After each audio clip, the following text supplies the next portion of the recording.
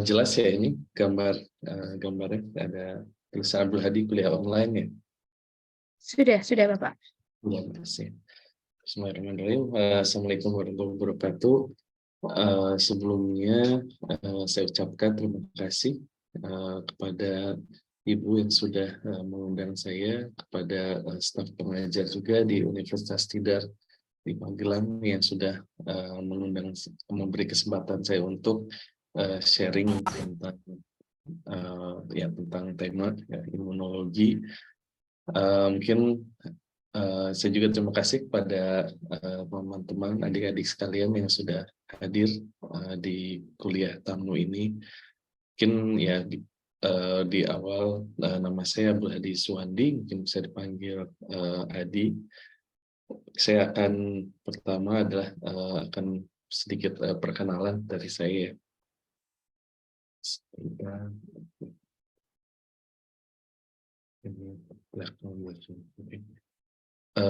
Jadi sejak waktu saya dari kecil gitu, saya sangat tertarik gitu pada bagaimana imun sistem kita punya sistem kekebalan tubuh untuk kita selalu bisa kuat gitu terhadap beberapa penyakit infeksi, dan juga bagaimana dengan imun sistem kita bisa tubuh kita terus terjaga. Oleh karena itu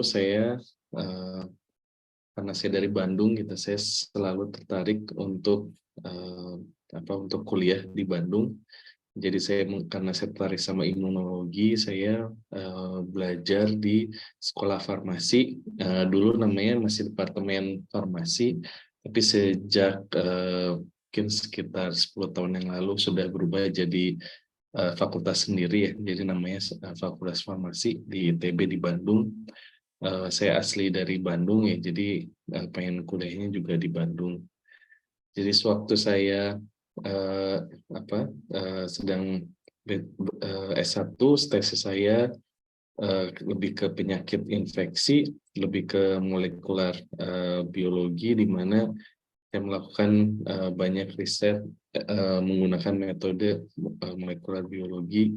Kita tertarik untuk melakukan mengembangkan vaksin untuk hepatitis B, di mana terjadi banyak mutasi.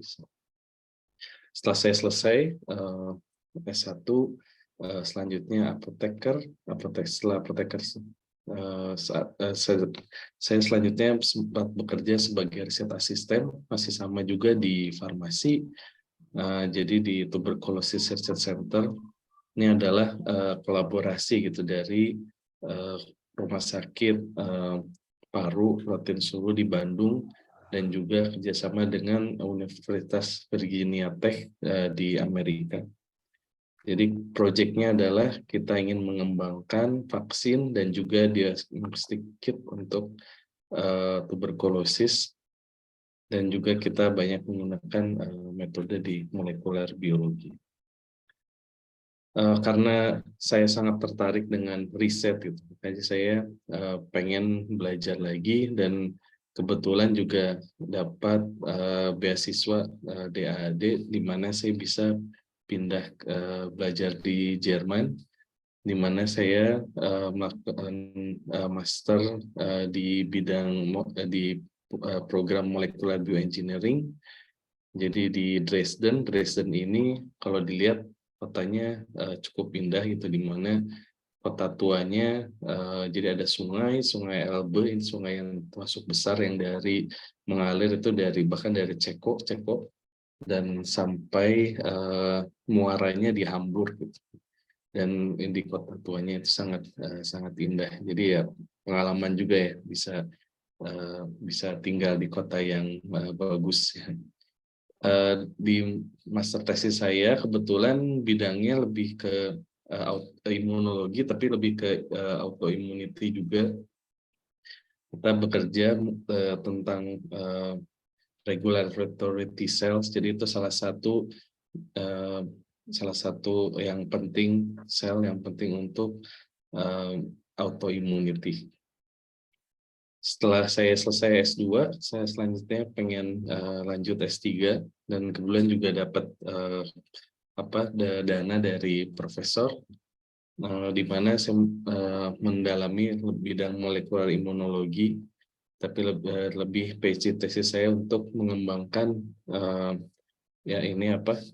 mouse model atau mencit untuk penyakit Mycobacterium avium paratuberculosis yang diketahui sebagai penyebab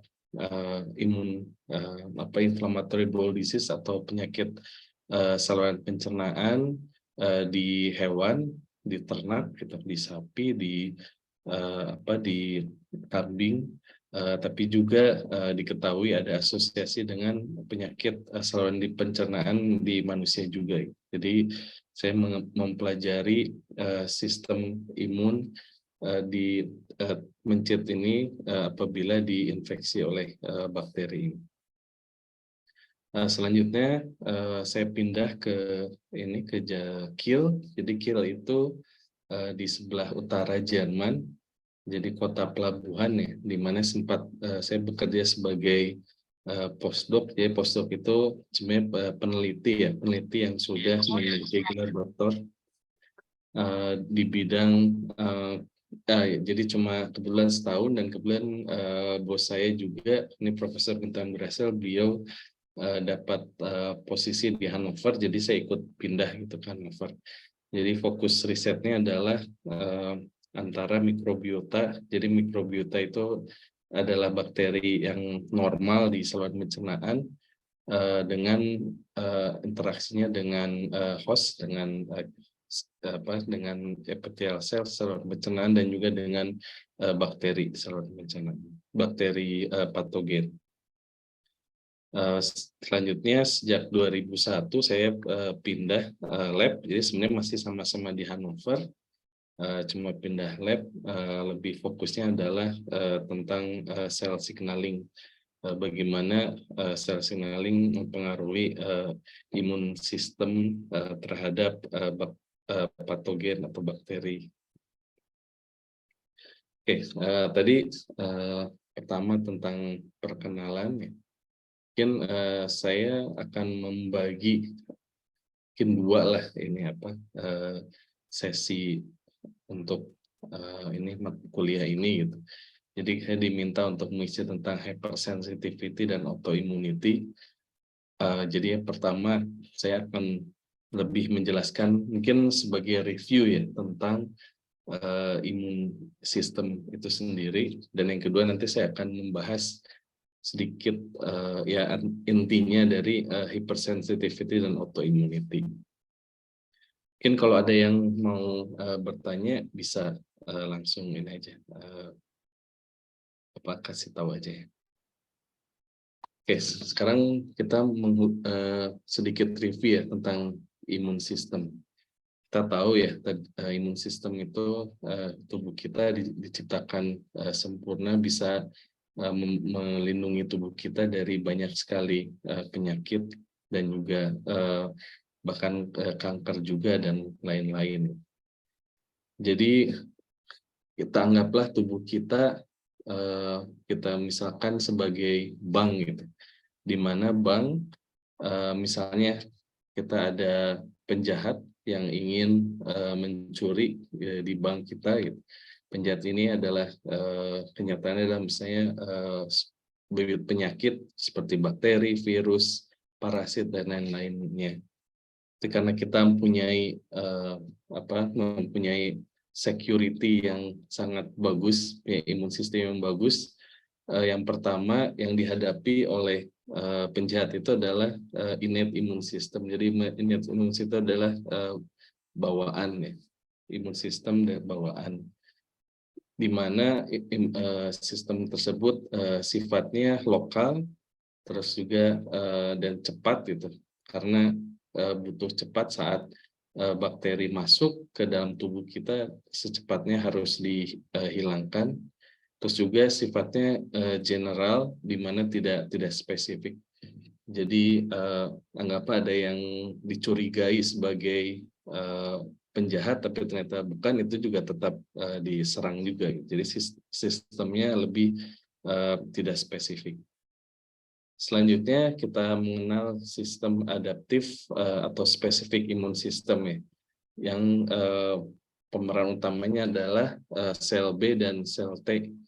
Jadi di mana sistem ini lebih jauh gitu, karena tidak langsung di tempat misalnya bakteri atau virus menyerang, tapi dia ada di tempat yang lain sehingga membutuhkan waktu yang lebih lama untuk menyerang atau untuk mempertahankan dari penyakit, dan sifatnya spesial, jadi spesifik ya. Nanti di kedua ini saya akan detail lebih jelas lagi. Dan ada lagi yang namanya komplement system. Komplement system itu adalah antara sistem bawaan innate immunity dan juga adaptive immunity. Jadi kerjasama antara dua sistem tersebut. Oke, sekarang saya akan menjelaskan sedikit tentang innate immunity. Kenapa saya review ya? Karena untuk untuk autoimmunity dan hypersensitivity itu juga berhubungan dengan imun sistem kita secara umum. Jadi innate immunity atau yang bawaan. Jadi ini badan kita ya, apabila ada patogen, bakteri atau virus atau lainnya, dia akan apabila menyerang ada pertahanan yang pertama. Pertahanan yang pertama anggaplah tembok ya, tembok dari bank itu. Jadi kalau di tubuh kita adalah suatu physical barrier ya.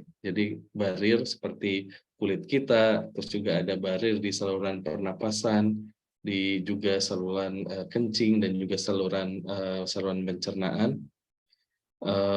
dan juga ada yang namanya chemical barrier.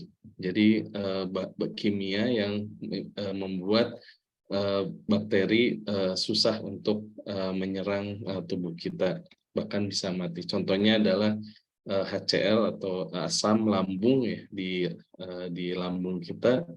Juga lysozyme itu ada di keringat kita dan juga di air mata, dan juga ada mukus juga adalah dihasilkan di saluran pencernaan dan juga di respiratory juga ada saluran mukus. Itu juga membuat patogen atau bakteri tidak mudah dan virus ya untuk masuk ke tubuh kita. Tapi apa yang terjadi apabila ternyata tetap bisa masuk?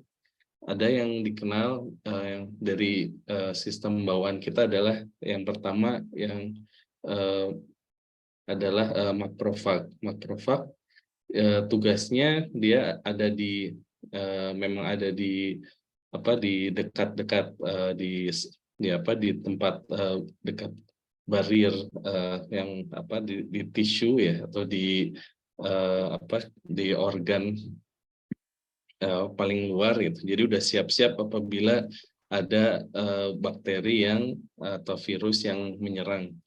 Jadi tugasnya adalah dia mengenal patogen tersebut, terus kemudian mengaktifasi sistem imun, terutama imun bawaan.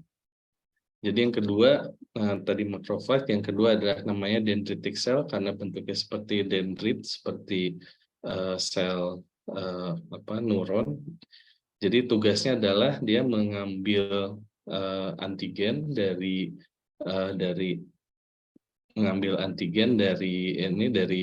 bakteri atau virus, terus kemudian memperkenalkan ke sel dan T dan B sel, dan juga mengaktifasi sistem imun.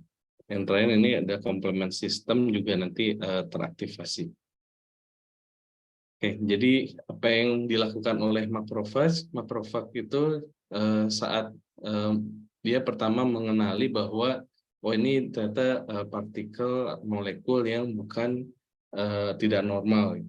Dia itu mengenali bahwa ini adalah musuh dengan spesifik. Akhirnya dia melakukan suatu proses yang namanya fagositosis, yang artinya adalah memakan bakteri tersebut atau virus tersebut dan akhirnya dibunuh di dalam sel tersebut. Tapi apabila ternyata bakteri atau virusnya terlalu banyak atau sulit untuk dihilangkan, dilakukan makrofag juga mengeluarkan namanya sitokin. Jadi sitokin anggaplah seperti alarm untuk memanggil bala bantuan. Jadi dengan adanya sitokin tersebut akan menjadi inflamasi di tempat di mana patogen masuk dan mengaktifkan sel-sel lainnya. Misalnya monosit itu biasanya ada di darah dan sebagai prekursor dari makrofag dan dia yang bertugas juga jadi memperbanyak makrofag di tempat terinfeksi dan tugasnya juga membunuh patogen dan juga memanggil neutrofil. Jadi neutrofil itu salah satu sel juga yang mampu memfagositosis patogen sehingga membunuh patogen-patogen tersebut. Dan juga sitokin tersebut membuat efek lain yaitu vasodilatasi di mana semakin besar pembuluh darah, jadi maksudnya ingin memperbanyak sel yang masuk, juga vascular permeability, jadi di mana semakin mudah imun sel kita bisa menuju ke tempat yang ada inflamasi. Terus juga ada mass degranulation dan clotting system, jadi untuk menutup dari misalnya luka akibat yang bisa menyebabkan bakteri atau patogen tersebut masuk. Tadi itu tentang innate system imun, tentang dan sini selanjutnya tentang adaptive atau specific immunity. Jadi specific immunity terutama adalah T cell dan B cell yang biasa disebut limfosit atau limfosit. Jadi sel tersebut tinggalnya banyaknya adalah di mungkin bahasa Indonesia nodus limfa ya, di lymph node, atau ada juga mucosal associated lymphoid tissue. Jadi di mana di mukosa tersebut juga ada organ limfa. Jadi tempat di mana limfosit tersebut tinggal. Iki narasumber saka Jerman, tapi wong Indonesia, tapi wis pinter. Ya. Jadi ini limfosit tersebut bisa ditransfer melalui lymphatic system dan juga melalui darah. Dan antigen dia dikenali dengan adanya T cell reseptor atau dengan antibodi dari B cell. Oke, jadi apa yang terjadi saat bakteri bisa masuk atau virus masuk dalam tubuh? Tadi saya sudah jelaskan tentang makrofag yang mengenali patogen dan juga mengaktifasi sistem imun, dan juga dendritic cell yang ada di sana juga dia mengambil memfagositosis patogen tersebut dan kemudian membawa antigen tersebut ke organ nodus limfa atau ke mucosal associated lymphoid tissue dan memperkenalkan antigen tersebut ke T cell dan B cell. Oke, sebelumnya juga sedikit review ya, antibodi itu apa? Antibodi itu adalah biasanya disebut imunoglobulin atau IgG. Terus sudah gitu proteinnya berbentuk yang ukurannya besar, berbentuk seperti huruf Y. Jadi sistem imun itu mengenali dan menetralisir benda asing, patogen, bakteri, virus dan lain-lainnya, dan mengenali molekul yang unik yang disebut antigen. Terus oke, jadi ini strukturnya ya. Jadi ada struktur dari antibodi itu ada heavy chain dan light chain. Heavy chain ini warna biru, yang light chain itu warna merah. Itu Itu intinya karena heavy chain itu lebih besar, itu ukuran proteinnya, light chain itu lebih kecil. Terus ada bagian yang namanya konstan yang tidak berubah-ubah, sedangkan namanya variabel region. Jadi karena antibody itu kan spesifik pada spesifik antigen, jadi dia berubah-ubah berdasarkan antigen yang dia ketahui. Jadi antigen itu apa? Itu ada molekul bagian partikel asing atau alergen seperti misalnya serbuk sari yang dapat berikatan dengan antibodi spesifik atau reseptor dari sel T. Terus antigen juga memicu respon imun. Antigen itu berupa protein, peptida, polisakarida, lipid atau asam nukleat. Jadi misalnya kayak virus ya, kita tahu yang COVID ya, di mana SARS-CoV-2 itu adalah RNA virus ya. Jadi saat menyerang sel dan dia itu mengeluarkan RNA-nya atau asam nukleat, jadi dikenali itu sebagai sebagai antigen, dan dia itu akhirnya diserang oleh imun sistem kita. Dan juga antigen juga ada pada sel normal, ada juga sel kanker, parasit, virus, jamur, bakteri, dan lain-lain. Oke, jadi apa yang terjadi? Jadi setelah dendritic cell itu mengambil bakteri, terus sudah gitu dendritic cell pergi ke lymph node atau nodus limpa dan memperkenalkan antigen kepada sel T ya. Atau yang pertama dikenali adalah CD4 cell. Nah, ini kemudian sel T-cell yang CD4 T-cell itu dia berproliferasi atau memperbanyak diri, dan dia itu spesifik pada antigen yang diperkenalkan oleh dendritic cells. Jadi namanya T helper. T helper itu kenapa? Karena yang poin 3, T helper itu mengenalkan lagi antigen kepada CD T cells atau disebut cytotoxic T cells. Terus di mana cytotoxic T cells tersebut diperbanyak lagi, berproliferasi, dan kemudian bisa akhirnya sudah spesifik, dia mengenali antigen yang diperkenalkan oleh dendritic cell. Jadi misalnya ada satu penyakit, ada bakteri yang spesifik, misalnya tuberkulosis atau misalnya salmonella ada di dalam tubuh kita.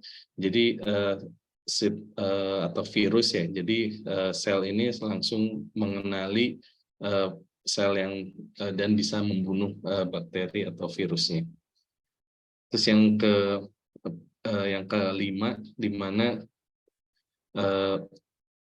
T helper juga dia mengeluarkan sitokin, dia itu menstimulasi sel B. Sel B itu akhirnya dia berdiferensiasi yang bernama plasma sel, dan plasma sel ini adalah yang menghasilkan antibodi, dan antibodinya spesifik pada antigen yang diperkenalkan di dendritic cell yang awal ini. Dan juga ada yang namanya memory B cell. Jadi diingat ya apa yang udah pernah diperkenalkan. Jadi apabila misalnya mungkin setelah setahun atau 2 tahun, selama masih ada memory B cell, jadi apabila patogen tersebut masuk lagi, nanti dia akan berproliferasi, menghasilkan plasma sel lagi dan menghasilkan antibodi. Jadi lebih cepat efeknya. Terus selanjutnya yang tahap keempat, jadi T helper juga dia pergi ke tempat infeksi ya, di mana bakteri atau virus itu datang, dan dia juga mengeluarkan sitokin dan mengaktifasi makrofag, dan juga ya, seperti tadi dengan sitokin itu adalah meningkatkan inflamasi dan juga fagositosis. Mungkin sedikit mekanisme tentang CD8 cytotoxic T cell. Jadi dia itu pertama, cytotoxic T cell mengenal sel yang terinfeksi. Jadi kan sel yang terinfeksi itu dia biasanya ada yang dia mengeluarkan Jadi presented antigen protein, jadi antigen dari misalnya virus dia itu dikeluarkan gitu, ditaruh di surface molekulnya, jadi sehingga bisa dikenali bahwa oke, ini ada tanda bahwa sel ini terinfeksi. Nah, selanjutnya T-sel tersebut dia menempel kepada sel yang terinfeksi, dan yang pertama dia sitotoxic T-sel mengeluarkan enzim yang akhirnya merusak membran dari sel yang terinfeksi, dan akhirnya sel tersebut mati. Ada juga mekanisme lainnya, sitotoxic T-sel juga menempel pada infected sel yang terinfeksi, dia mengaktifasi yang namanya fast molecule ya. Jadi intinya adalah mengaktifasi bahwa si sel tersebut mati gitu. Dan karena setelah terinfeksi, daripada nanti virus atau bakterinya nanti menginfeksi sel yang lain, mendingan lebih baik sel tersebut dibunuh. Itu tadi CD8 cytotoxic T-cell.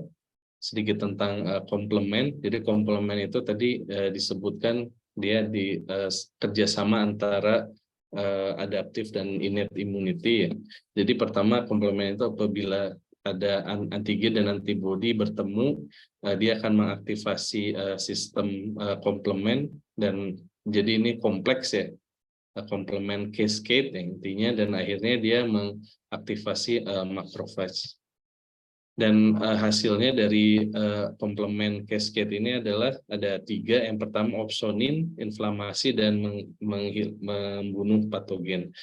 Opsonin itu adalah, jadi misalnya ada bakteri. Nah, bakteri itu karena tahu dia itu yang berbahaya bagi tubuh, antibodi juga sudah mengenali gitu, dan antibodi menempel pada bakteri tersebut, dan bakteri tersebut seperti dikasih tanda gitu bahwa ini sudah yang berbahaya dan harus dihilangkan. Nah, dengan seperti di tag gitu, dikasih tanda, phagocytic cell seperti makrofas, neutrofil, dia itu mengenali dan akhirnya dia memakan bakteri tersebut. Oke, jadi ini tentang review tentang sistem imun, di mana imun sistem kita saat kita sehat ya, badan kita dikasih banyak kelebihan gitu. Jadi ada sistem yang namanya innate immunity, di mana yang bawaan dan sifatnya lokal gitu, tempat di mana terinfeksi, dan efeknya dia itu sifatnya cepat, terus sudah gitu general, jadi tidak spesifik ya. Terus juga ada yang namanya adaptif atau spesifik imun system, yang adalah sel T dan sel B. Jadi tapi dia itu lebih jauh, karena dia harus pertama harus dikasih tahu dulu, dilaporkan dulu ke markasnya, itu di nodus limpa, dan juga akhirnya mereka baru bisa pergi ke tempat di mana bakteri atau virus tersebut menginfeksi. Makanya sifat agak lama, tapi ya dia spesifik gitu, spesifik pada penyakit tertentu, penyakit yang sudah dikenalkan sebelumnya di dendritic cell. Oke, mungkin sebelumnya supaya tidak bosan, mungkin ada yang mau ditanyakan dulu gitu sebelum kita ini ke tahap selanjutnya. Mungkin ini aja Pak, langsung saja, nanti kalau misalnya ada yang raise hand bisa kita langsung tanggapi, begitu Bapak? Ya, mungkin ini sebagai review ya, karena ya ini temanya tentang autoimmunity dan hypersensitivity, jadi ya kita harus tahu gitu basic tentang imun sistem. Betul. Gimana? Saya dengar ada yang Iya betul Pak, betul. ada yang bertanya atau gimana? Belum ada sepertinya Pak. Oh, belum ada. Jadi kalau ada yang kurang jelas mungkin dikasih tahu aja. Ditanya. Siap-siap. Oke, selanjutnya adalah tentang hypersensitivity dan autoimmunity. Jadi hypersensitivity atau biasanya juga disebut intolerance. Intolerance itu dia definisinya mungkin definisinya adalah ya kondisi fisiologi yang abnormal. Jadi nggak normal yang efeknya terhadap efek respon imun kita terhadap antigen itu tidak efeknya buruk gitu. Jadi contohnya adalah alergi dan autoimun.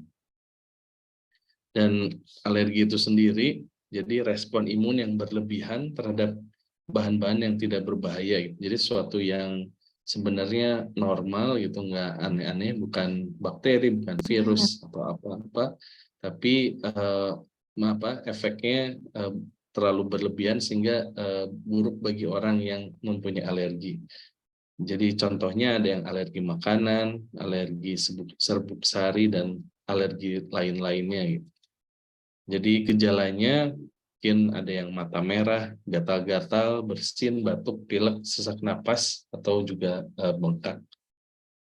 Kebetulan sekarang di Jerman lagi baru mulai masuk musim panas ya. Kalau di Jerman sekarang baru musim mulai panas, orang-orang masalahnya kalau yang alergi itu, jadi karena pas musim, kan Jerman kan ada 4 musim ya, jadi antara musim dingin ke musim panas ada yang namanya musim semi. Jadi di musim semi itu di mana banyak serbuk sari gitu, berterbangan kemana-mana gitu, dan banyak orang yang alergi juga gitu. Jadi justru pas lagi musim semi orang-orang banyak yang sakit karena alergi. Nah, jadi efeknya kayak mata merah, gatal-gatal, bahkan yang parah bisa sampai sesak napas. Nah, sedangkan autoimunitas itu adalah respon sistem imun dari organisme terhadap sel sehatnya sendiri. Jadi kita sebagai manusia, imun sistem kita mengenali badan kita itu sebagai antigen gitu, dan dianggap tidak normal gitu, dan menyerang menyerang tubuh kita sendiri. Nah, jadi bedanya apa sih hypersensitivity dan autoimmunity? Jadi sebenarnya autoimunitas atau autoimmunity itu adalah salah satu gitu dari jenis hipersensitivitas, tapi dia lebih ke spesifik terhadap antigen sendiri. Jadi biasanya kalau di imunologi kita berdiskusi tentang hypersensitivity lebih ke terhadap alergi gitu. Sedangkan padahal hypersensitivity juga itu luas gitu. Jadi autoimmunity itu juga termasuk hypersensitivity, tapi autoimmunity lebih fokus pada ininya, antigennya adalah tubuh kita sendiri. Jadi hypersensitivity itu ya sedikit lah menjelaskan, karena kalau misalnya lebih detail juga akan mungkin bisa ditanya lagi atau akan bingung. Jadi ada terbagi dari 4 tipe ya. Jadi untuk memudahkan biasanya saya menjadi 4 tipe itu, pertama dari waktu ya. Jadi tipe 1 itu paling cepat ya efeknya. Jadi misalnya ada hypersensitivity ya, misalnya langsung, misalnya kayak makanan gitu, kita makan tiba-tiba sakit perut atau langsung muntah-muntah, nah itu biasanya masuk ke tipe 1. Terus dari segi waktu yang kedua dan ketiga itu lebih lambat daripada yang pertama, dan yang keempat itu yang paling lama gitu. Jadi efeknya mungkin bisa ya 2 minggu 3 minggu gitu baru terlihat efeknya, atau mungkin lebih lama lagi. Kalau yang tipe 1 itu cepat, jadi kadang dalam yang terutama yang alerginya parah gitu biasanya bisa cepat dalam hitungan detik. Dan ya ini keywordnya gitu. Jadi kalau yang tipe 1 itu adalah IgE, imunoglobulin E, dan mast cell. Jadi mast cell itu salah satu sel di tubuh kita. Dia itu apabila teraktivasi dia akan mengeluarkan histamin. Nanti saya akan jelasin lebih detail lagi. Terus yang tipe kedua ini adalah intinya tipe 2 dan 3 adalah hubungan antara antibodi dan antigen. Kalau yang tipe 2 bedanya dia lebih ke sel surface, jadi lebih kepada sel. Jadi lebih contohnya adalah cytotoxic T cell. Jadi makanya saya tadi ngejelasin tentang CD8 cytotoxic T cell karena ya ini apa tipe ini termasuk yang tipe kedua. Terus yang tipe ketiga ini ada interaksi antibodi dan antigen yang ada di plasma dan sifatnya ada di jaringan gitu. Jadi tidak, kalau yang tadi yang kedua itu lebih ke sel, gitu. Sedangkan yang ketiga itu lebih di plasma, di pembuluh darah gitu, dan tidak ada sel gitu. Terus yang keempat ini adalah tidak ada antibodi. Terus juga ini lebih spesifik pada sel T. Jadi sel T itu akan menghasilkan sitokin. Saya akan jelas satu-satu ya, ngejelasin satu-satu mengenai ini apa? Mengenai perbedaan tipe-tipe hypersensitivity. Jadi yang pertama tipe 1 intinya adalah kita ada imunoglobulin E yang menyebabkan hypersensitivity. Jadi imunoglobulin E itu dia ada di yang namanya mast cell gitu. Mast cell itu jadi apabila ada alergen, jadi kita lihat nih di gambarnya. Jadi ini yang hijau ini adalah IgE, imunoglobulin E, yang mengenali spesifik pada alergen. Jadi misalnya ada bagian dari, misalnya kacang gitu, ada orang yang alergi sama kacang, pas saat misalnya makan, jadi alergen itu udah diketahui sama tubuh kita, dan akhirnya IG itu akan menempel pada alergen. Nah, terus sudah gitu akan menginduksi degranulasi, dan dia itu akan memproduksi yang biasanya contohnya adalah histamin atau serotonin. Dan contoh dari ini, jadi biasanya menyebabkan efeknya ada yang lokal atau ada yang efeknya sistemik. Dan contohnya ada yang orang alergi pada makanan, alergi pada polen itu sari dan lain-lainnya, dan efeknya cepat gitu.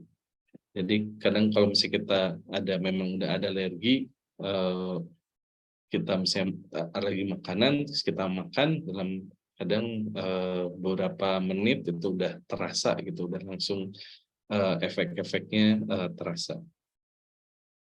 Terus yang kedua ini lebih, jadi istilahnya IgG, imunoglobulin G, jadi bagian lain dari imunoglobulin, jenis lain dari imunoglobulin yang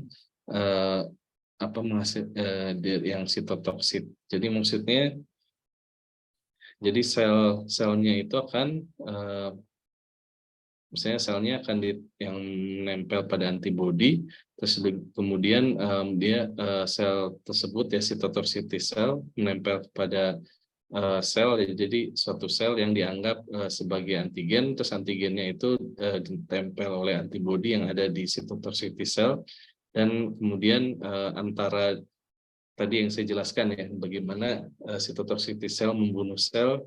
Yang pertama mengeluarkan enzim sehingga sel tersebut mati. Yang kedua juga mengaktifasi dari sistem komplement, ini gambar yang di bawah. Jadi saat antibodi spesifik pada antigen tersebut nempel pada sel, kemudian mengaktifasi sistem komplement, dan akhirnya sel tersebut mati.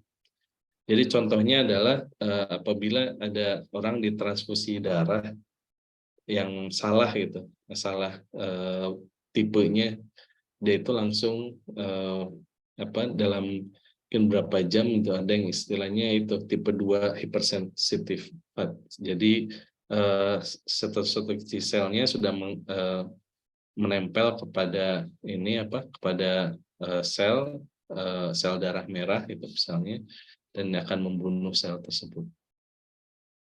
Terus yang tipe ketiga ini imun kompleksnya jadi lebih ke imun kompleks, jadi tidak ada tadi kan yang itunya yang antibodinya itu ada di cytotoxic T-cell ya. Tapi ini antibodinya itu adalah antibodi yang bebas, jadi tidak ada selnya gitu. Dan misalnya tiba-tiba ada bagian dalam dari tubuh kita yang dikenal sebagai antigen, terus akhirnya terjadi penumpukan antibodi, dan antibodi tersebut akan mengaktifasi sistem komplement yang tadi saya sudah jelaskan ya. Dan juga sistem komplement itu jadi ya sebagai kalau misalnya terjadi suatu antigen antibodi dan interaksi, terus sudah gitu ada komplement, sistem imun kita menganggap ini sebagai berbahaya gitu, dan akhirnya salah satunya neutrofil akan menyerang kompleks ini. Jadi contohnya itu glomerulonefritis, rheumatoid arthritis, sama systemic lupus erythematosus. Jadi ini contoh sebagai ini termasuk autoimmunity. Dan tipe 4 adalah spesifik pada cell mediated hypersensitivity. Jadi contohnya misalnya jadi antigen dikenali oleh sel reseptor T dari ini spesifik pada T helper 1, dia itu akhirnya menghasilkan sitokin, dan sitokin itu menarik karena sitokin jadi itu dianggap sebagai ada tanda bahaya gitu. Jadi makrofag sama cytotoxic T-cell pun juga teraktivasi, dia tertarik untuk menuju tempat yang ada menghasilkan sitokin, terus juga akhirnya menyebabkan akumulasi gitu makrofag sama T-cell. Jadi contohnya ada kontak dermatitis. Jadi kadang ada orang yang alergi sama jam gitu, bagian dari jam gitu. Dia itu pas pakai jam yang bahannya alergi, terus dia setelah berapa lama pakai jam itu, dan dia akan menjadi ruam gitu, seperti ada inflamasi, tapi bentuknya seperti jam, jadi seperti tempat dia naruh alergennya. Atau juga tuberculin reaction, jadi itu salah satu tes yang kita tahu ya untuk mengecek apakah orang tersebut punya antibodi terhadap tuberkulosis, ataupun dia sebagai tanda salah satunya dia terinfeksi, ya disuntik dengan antigen, dan akhirnya terjadi tuberculin reaksi. Dan juga ada yang autoimmune disease, maksudnya dia seperti diabetes mellitus tipe 1. Jadi tipe 1 di mana sel pankreas, terutama sel beta, di mana dia itu sel yang menghasilkan insulin. Jadi karena dia autoimmunity, jadi dianggap sebagai yang berbahaya, sel yang berbahaya, dan akhirnya diserang oleh imun sistem sendiri, dan akhirnya rusak, sehingga orang yang penyakit diabetes mellitus tipe 1 ini dia tidak bisa menghasilkan insulin gitu. Jadi terus selanjutnya yang penyakit antara multiple sclerosis sama rheumatoid arthritis. Jadi dianggapnya seperti ada inflamasi di tubuh gitu, karena dianggap sebagai penyakit sebagai antigen yang berbahaya. Mungkin ya sedikit tentang ini hypersensitivity dan autoimmunity. Mungkin kalau ada yang ingin bertanya dipersilahkan. Baik, terima kasih Kak Di sudah menyampaikan mengenai hipersensitivitas terlebih dahulu. Untuk teman-teman mahasiswa, silakan ada yang ingin ditanyakan atau didiskusikan mengenai materi yang pertama ini, dipersilakan untuk raise hand atau mungkin bisa mengetik pertanyaannya di kolom chat.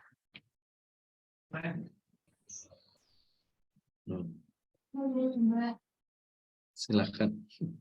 Mungkin ada yang Ya, tidak monggo jelas. teman-teman.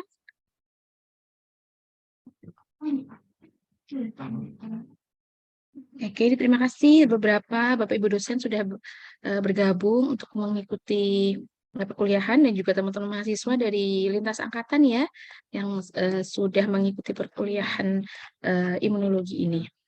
Oke, ini ada yang raise hand. Silakan. Ya, silakan siapa terlebih dahulu, monggo.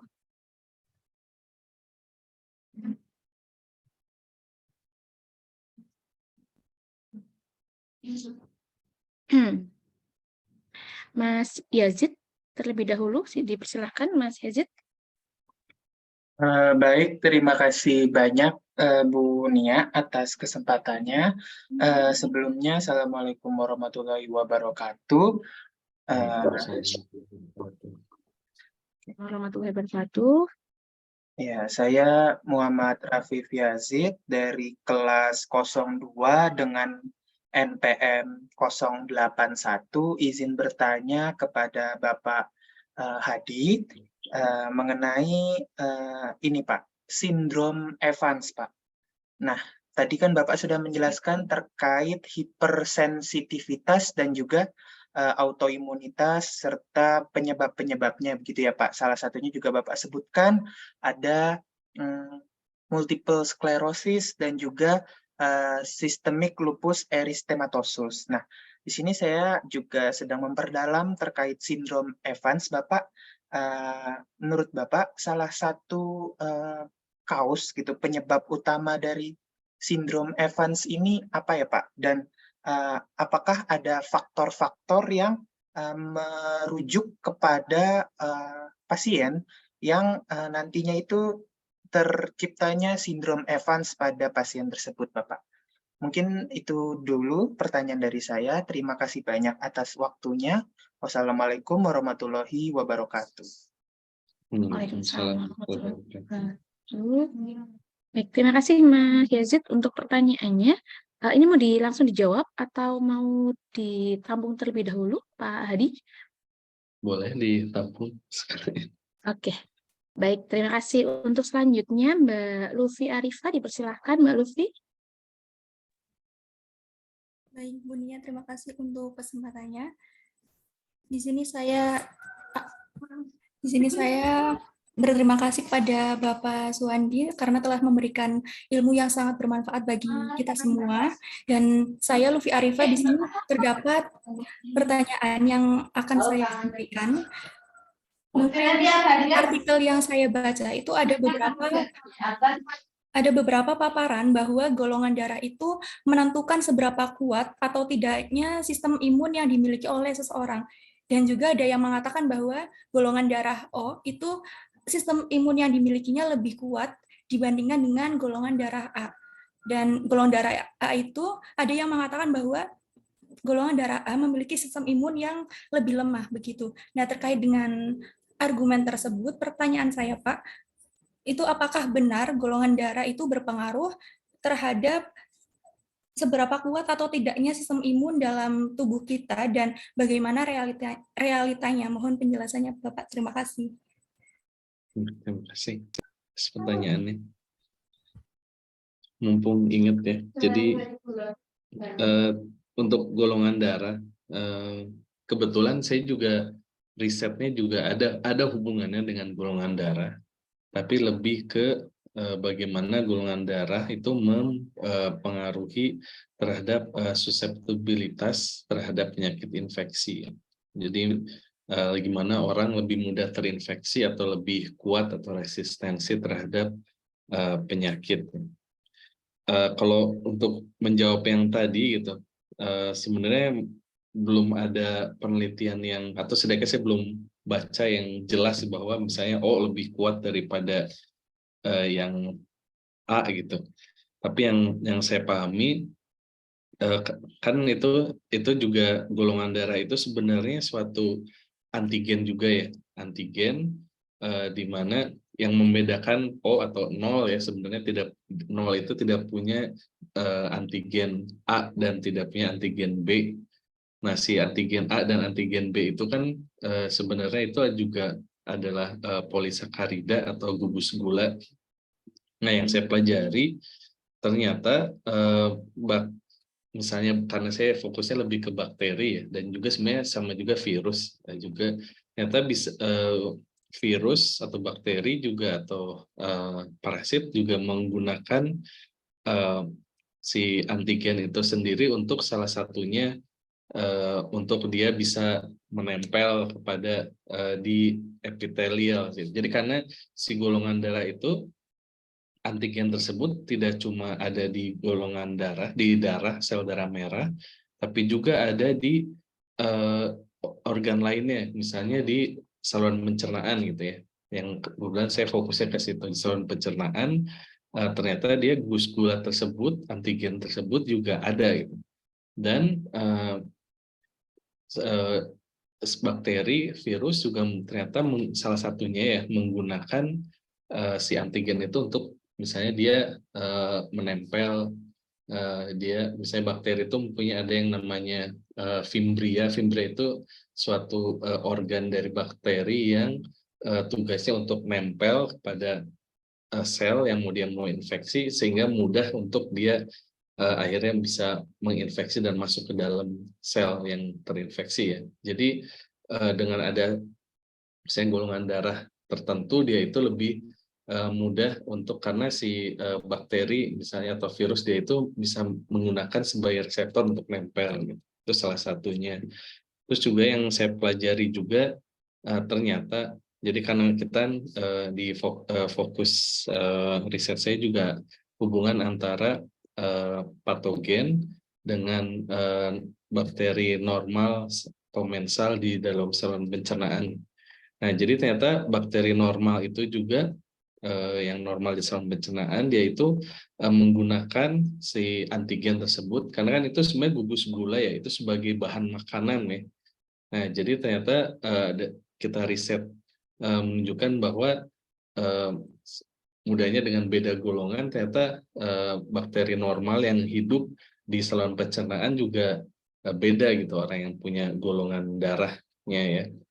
Itu salah satu faktor ya, dan itu juga salah satu faktor di mana ternyata karena kan saat misalnya ada bakteri patogen yang ingin menginfeksi saluran pencernaan, dia juga harus di dalam saluran pencernaan dia juga harus berkompetisi dengan bakteri normal kan ya. Jadi dengan bakteri tertentu yang komensal itu dia ada yang malah membuat lebih resisten atau malah lebih susceptible. Jadi banyak sekali faktor ya. Jadi enggak, kalau yang saya baca tidak tapi belum ada satu clear cut gitu. Oke, yang ternyata yang itu lebih kuat daripada yang lain gitu. Ternyata ada juga itu yang satu misalnya bakteri tertentu dia itu lebih senang nempel sama yang antigen dari B, ternyata bakteri yang lain lebih senang yang A gitu. Jadi ya ada balance-nya juga gitu. Terus tadi ya mengenai itu golongan darah. Terus untuk mengenai ini Evans syndrome, karena saya juga harus baca Evans syndrome gitu. Itu lebih ke ini ya, autoimun. Mungkin Pak Yazid bisa menjelaskan kepada saya. Intinya itu ya, saya pahami. Jadi autoimun disease ya, yang dia itu menyerang sel darah merah, bukan gitu ya? Baik, jadi dalam pengetahuan saya ya Pak, bahwa sindrom Evans atau Evans syndrome ini itu merupakan salah satu penyakit autoimun yang dia itu menyerang eritrosit, sel darah merah, leukosit, sel darah putih, dan juga trombosit atau platelet. Nah, di sini juga sindrom Evans memiliki kesamaan dengan trombositopenik purpura atau ITP dan juga autoimun hemolitik anemia, Pak. Anemia. Ya. Anemia. Ya. Jadi pertanyaannya Penyebab penyebabnya. dari sindrom Evan dan juga faktor-faktor yang merujuk kepada terciptanya sindrom Evan pada pasien, begitu Pak. Jadi yang saya pahami gitu ya mengenai autoimmunity itu, jadi sebenarnya ada apa ya, yang saya pahami banyak ternyata penyebabnya adalah nggak tahu kenapa gitu, belum diketahui penyebabnya. Tapi ada beberapa hal yang memicu gitu. Salah satunya adalah genetik ya, genetik. Terus juga environment. Jadi misalnya kayak ada orang yang makan atau makanan atau yang merokok juga ada yang lebih mudah untuk terkena autoimmunity. Terus juga perbedaan kelamin juga menjadikan salah satu gitu, lebih ada korelasinya gitu. Nah, untuk spesifik penyakit ini masih belum jelas juga gitu penyebabnya apa gitu, dan yang saya pahami gitu, dan ya itu masalahnya, makanya riset ini juga masih harus banyak dilakukan karena ya banyak hal yang tidak dipahami untuk autoimmune disease itu sendiri. Nah, yang agak baru itu ternyata ada yang namanya tapi tidak ada hubungannya, tidak spesifik hubungannya dengan advanced disease ini. Jadi di bidang autoimmunity ada yang namanya, istilahnya ada namanya regulatory T cell ya. Regulatory cell itu sel yang tugasnya untuk kalau misalnya ada, terutama untuk sel T gitu yang terlalu berlebihan, nah dia itu tugasnya mensupres supaya dia itu tidak terlalu banyak dan merugikan untuk tubuh kita. Jadi sebenarnya itu ada balance antara imun sistem kita agar kalau misalnya ada infeksi kita harus bisa memproduksi banyak untuk sel imun untuk menyerang, tapi juga tidak boleh terlalu banyak, dan saat kita tidak butuh jangan sampai jangan diproduksi gitu. Jadi memang ya itu kok kompleks gitu. Jadi kadang pertanyaan besar itu misalnya penyakit autoimmunity itu rata-rata kebanyakan tidak diketahui penyebabnya gitu. Karena masih masih banyak yang harus dieksplor di situ. Jadi maaf nggak bisa membantu banyak gitu.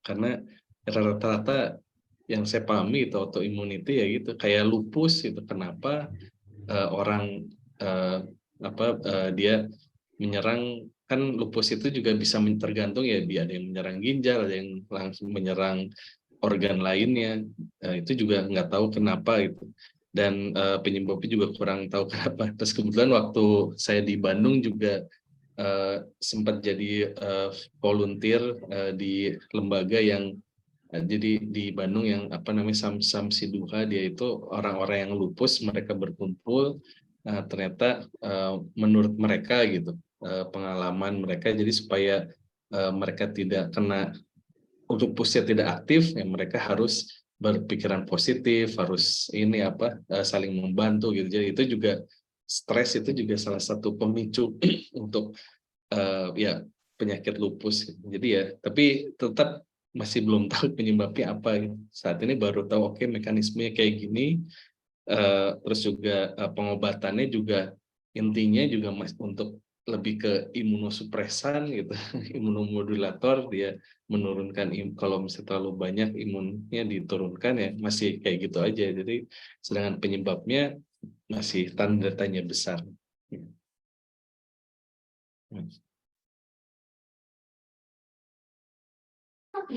Oke, baik. Terima kasih Pak Hadi untuk penjelasannya. Tadi untuk pertanyaan dari Mas Rafif ya, mengenai Evan syndrome ya Mas ya. Oke, jadi seperti yang sudah kita bahas juga sebelumnya di mata kuliah imunologi, bahwa memang kalau dulu di makul SPH itu ada yang penyebab kecacatan kognitif seperti itu ya, itu ada banyak faktor, salah satunya adalah idiopatik dan itu belum diketahui secara clear begitu apa sih yang menyebabkan seperti itu ya.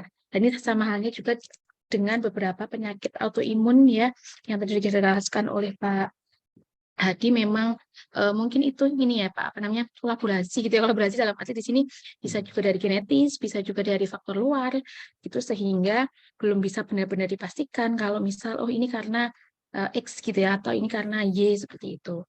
Itu selanjutnya tadi pertanyaan dari Mbak Luffy, apakah tadi golongan darah begitu ya akan berpengaruh terhadap imunitas ataupun respon imun. Seperti itu dari hasil penelitian yang sudah disampaikan oleh Pak Hadi tadi, memang golongan darah A, B begitu ya, dan O serta AB itu karena dia punya antigennya masing-masing seperti itu ya, dan di mana antigen tersebut juga tidak hanya kita temukan pada darah, tapi juga ditemukan pada organ-organ lain, dan salah satunya tadi di sistem pencernaan, sehingga itu nanti akan setidaknya akan mengubah lingkungan mikro yang ada pada pencernaan tersebut seperti itu. Dan itu masih penelitiannya mungkin masih juga berjalan ya Pak, mengenai jenis golongan darah itu yang berpengaruh terhadap respon imunitas. Oke, silakan ada tambahan lagi atau pertanyaan lagi, dipersilakan untuk teman-teman mahasiswa. Silakan kalau ada yang mau bertanya. Ini juga bisa mungkin, raise hand. Iya Pak. oh, ada yang mau bertanya? iya. Apa sih? Iya, ini Mungkin ada Mas Raffi, juga sih. silakan. Oh ya, silakan. Iya, gimana Pak? Nggak apa-apa, yang nanya dulu aja. Oke, silakan Mas Raffi. Iya, maaf, izin bertanya lagi ya Pak, menindaklanjuti jawaban Bapak tadi, sekarang terkait pengobatannya Pak. Tadi kan Bapak menyebutkan bahwa pengobatan yang biasa diterima oleh pasien-pasien autoimun seperti lupus tadi ya, dari pengalaman Bapak adalah menggunakan imunosupresan ya, atau imunomodulator, di mana salah satu contohnya itu ada siklosporin, ada mycophenolate mofetil, vincristin, dan teman-temannya. Nah, saya juga ada pasien begitu ya Pak yang saya kenal. Pasien ini menderita sindrom Evan dan mendapat pengobatan berupa Mifortik Pak. Tetapi pasien ini berhenti pengobatan Mifortik ini dan tidak mengkonsumsi Mifortik lagi. Tetapi dari dokter disarankan untuk tidak mendekati jenis pengobatan herbal Pak, dengan alasan karena pengobatan herbal ini dapat memperparah kondisi dari sindrom Evan. Nah, itu kenapa ya Pak? Kenapa pengobatan herbal ini tidak dianjurkan untuk mengatasi autoimun? Di sini contohnya pasiennya sindrom Evan, itu kenapa ya Pak? Terima kasih banyak.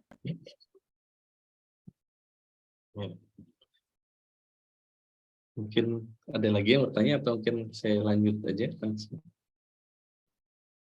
Sementara belum ada yang bertanya lagi Pak, monggo mau langsung dijawab. Kalau mengenai obat herbal gitu. Jadi kalau di Indonesia yang saya tahu gitu, obat herbal itu kadang bukan berarti karena saya juga kebetulan farmasi juga ya, jadi kebetulan juga banyak ya teman angkatan yang penelitian di obat herbal. Permasalahannya kadang obat herbal itu juga untuk ujinya masih belum uji klinis ya, belum tuntas gitu, banyak hal yang belum tuntas. Jadi kadang kayak efek sampingnya atau efek ternyata jadi tidak ini kurang belum terpelajari dengan detail gitu kalau di Indonesia ya. Jadi makanya mungkin maksudnya lebih ke situ gitu. Karena takutnya malah memperburuk kondisi gitu. Yang saya pahami kan tapi kalau di sini di Jerman memang obat herbal itu juga udah ada risetnya dan lebih detail gitu. Oke, bahkan udah ada dosis-dosisnya lebih risetnya udah lebih dalam lagi gitu. Dan itu juga ini apa sudah mungkin kekurangannya di kita gitu. Jadi datanya itu sendiri yang kurang. Dan ya itu apa mungkin efeknya juga apa karena kurang data, jadi ya kita belum bisa jadi apa resikonya juga cukup besar gitu untuk memberikan pengobatan. Mungkin ya itu sedikit dari saya. Ya, oke, terima kasih Pak Hadi. Begitu Mas Rafif, ada tanggapan mungkin? Oh, oke, baik. Terima kasih Pak. Mungkin sedikit lagi, kalau untuk tindakan splenektomi atau penghilangan spleen itu apakah dapat mengatasi penyakit autoimun seperti lupus, Pak?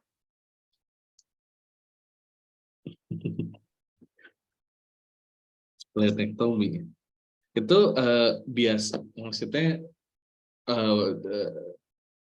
normal untuk dilakukan atau prosedurnya normal dilakukan atau enggak, karena ya itu kita harus balance kan. Kalau kita melakukan splenektomi berarti kalau misalnya imun sistemnya kita lagi butuh, tidak ada sumber darah sumber ini, jadi apa malah merugikan ya. Jadi kalau dulu waktu kita suka amandel gitu kan, biasanya kalau ada infeksi gitu sama amandel terus diambil gitu. Ya sebenarnya kalau itu kan sebagai organ imun kita gitu, dan itu juga sebenarnya merugikan gitu. Jadi mungkin oke lah untuk autoimunnya dia ini nggak masalah gitu mungkin ya, masih kurang paham. Tapi ternyata bisa misalnya lebih mudah terkena penyakit infeksi yang lain itu karena kehilangan satu organ yang untuk menghasilkan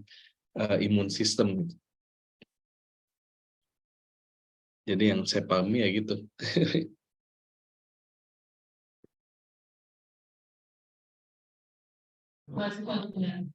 Oke, terima kasih Pak Adi. Monggo Mas Rafif atau teman-teman yang lain ada yang mau bertanya atau menanggapi kembali? Oke, jadi mungkin ini juga untuk menambahkan jawaban dari pertanyaan yang sebelumnya ya tentang herbal tadi ya. Jadi mungkin saya juga sepakat dengan Pak Abdul Hadi, begitu kalau memang di Indonesia belum banyak dan ini ya Pak, belum banyak penelitian mengenai hal tersebut. Jadi kadang kan kalau masyarakat itu kan memakai atau mengkonsumsi herbalnya kan tidak ada takaran tertentu ya Pak ya. Jadi ya udah pakai sekian lembar daun, padahal kita belum tahu bahan aktifnya itu apa saja dan apakah bahan aktif tersebut dia bisa mempengaruhi kinerja dari salah satunya adalah imunitas kita seperti itu, dan itu kita nggak tahu kadar bulishnya berapa banyak yang kita konsumsi. Padahal kalau biasanya herbal itu belum banyak terstandarisasi.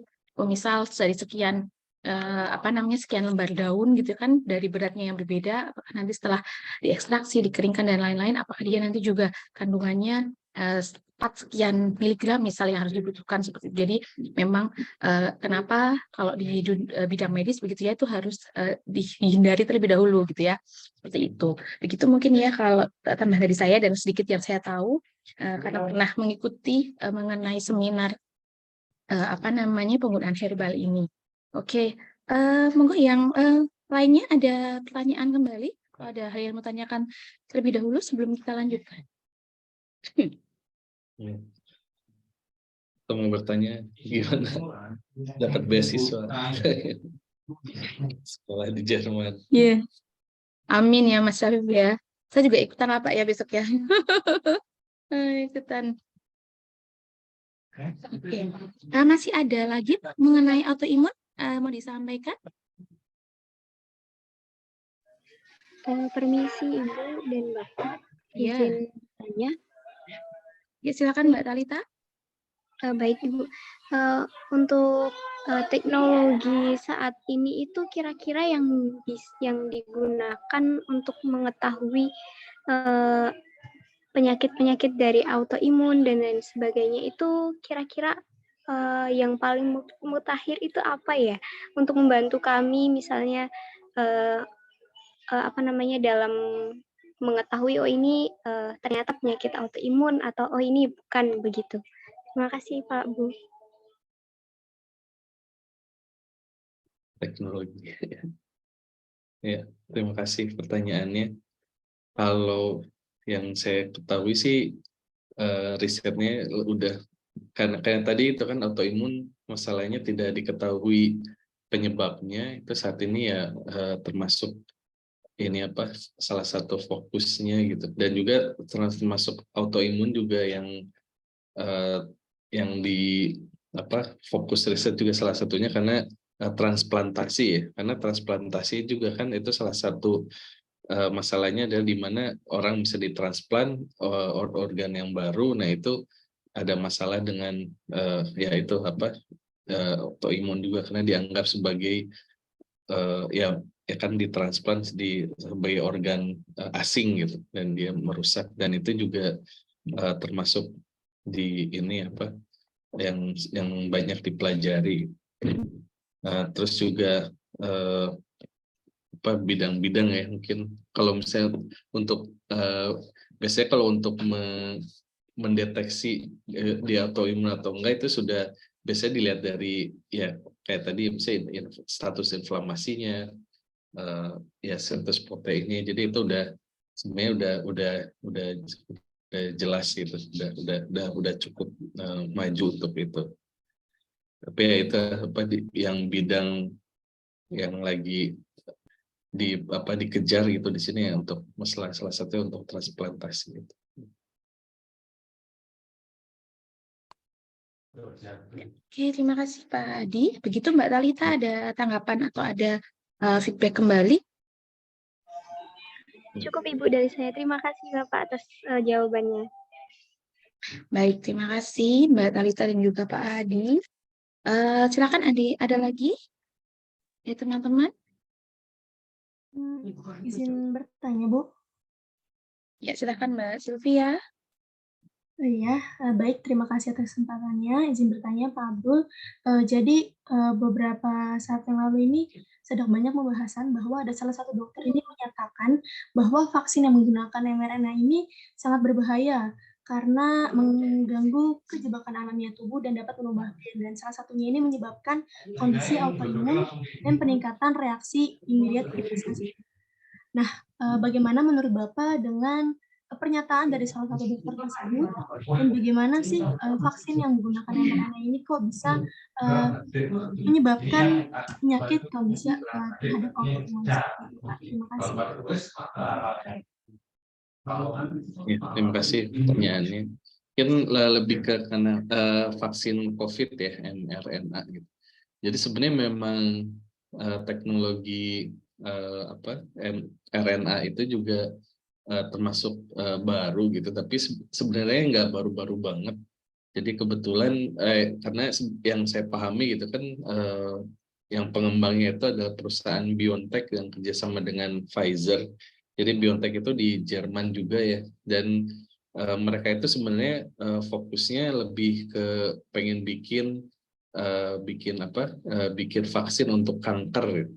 Mereka waktu dulu fokusnya, tapi ternyata karena teknologinya juga bisa untuk bikin fokus untuk bikinnya untuk penyakit infeksi dan untuk untuk COVID ya, dan itu juga mereka termasuk cepat gitu. Dan untuk penelitian itu kan untuk bisa bisa keluar vaksin itu kan harus ada tahap-tahap tertentu kan, dia ada ya uji praklinis, uji klinis yang kita tahu dan apalagi kalau memang sih karena kejadian luar biasa gitu itu biasanya dipercepat gitu. Tapi tapi sekarang pun walaupun semua udah divaksin gitu, udah kebanyakan divaksin, terus tetap gitu orang tetap dimonitor, terus udah gitu apakah ada permasalahan gitu dari mungkin tadi ada yang disebut tentang autoimmunity gitu, gimana sepemahaman saya dan kebetulan juga di MH di universitas saya tempat kerja juga memang ada yang risetnya tentang itu, tidak ada permasalahan dengan autoimmunity dengan teknologi itu RNA, mRNA gitu. Kan awalnya kan kalau di Eropa kan, kalau di Indonesia kan langsung ini vaksinnya itu cuma satu yang dari virus yang dimatikan gitu ya. Selain kalau di sini kan ada yang teknologi RNA, terus juga ada yang teknologi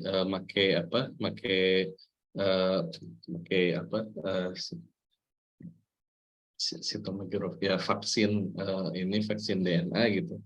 Nah itu di sini juga diteliti lebih detail gitu, dan waktu itu bahkan kalau ada yang dicampur gitu ya, karena waktu itu pas yang dari vaksin dari Oxford itu kan sempat ada masalah tentang trombosis gitu orang, tapi itu cuma satu dari berapa juta orang yang gitu, dan itu cuma karena itu juga memang kalau ada masalah gitu satu orang, jadinya bisa membuat keputusan bahwa oke, kita vaksin ini nggak dipakai deh, pakai yang lain gitu. Dan ya itu termasuk hati-hati gitu di sini gitu, untuk masalah keamanan terutamanya. Jadi kalau sepemahaman saya gitu, untuk yang terutama untuk fokus yang RNA ini, kita kayaknya nggak ada masalah dengan autoimmunity gitu. Paling yang masalah tentang alergi kan itu juga standar ya, misalnya kita disuntik misalnya di tangan terus itu agak membengkak gitu, itu juga memang itu alergi, tapi alergi bukan efek besar, tapi cuma lebih ke lokal aja. Jadi ya sepemahaman saya gitu, dan kebetulan juga memang di MHH orang masih riset, dan kalau misalnya ada sesuatu yang berbahaya tentunya udah di stop gitu. Ya, oke, terima kasih Pak Adi untuk penjelasannya. Begitu Mbak Sylvia, ada feedback kembali? Baik, Pak Abdul, terima kasih atas jawabannya.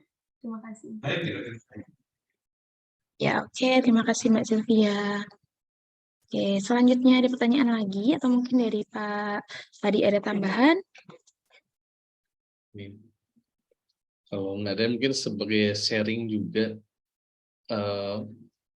Jadi kalau di Indonesia atau negara, terutama di tropis gitu kan, masalahnya adalah penyakit infeksi. Sedangkan di sini di Eropa ada masalahnya alergi itu. Jadi karena lebih banyak penyakitnya, bakteri nggak terlalu banyak karena pada dasarnya dingin lah di sini. Tapi lebih banyak paling virus atau apa, dan juga alergi.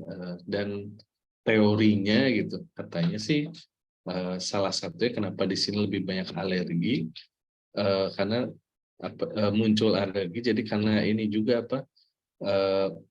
kalau di Indonesia misalnya, sistem imun kita itu udah terlatih dengan adanya penyakit yang datang gitu. Karena dulu ingat waktu masih kuliah, sakit perut atau demam terus ke dokter, ditanya kamu mahasiswa, iya, oh ya kamu pasti tipes gitu, padahal belum dites sama sekali gitu.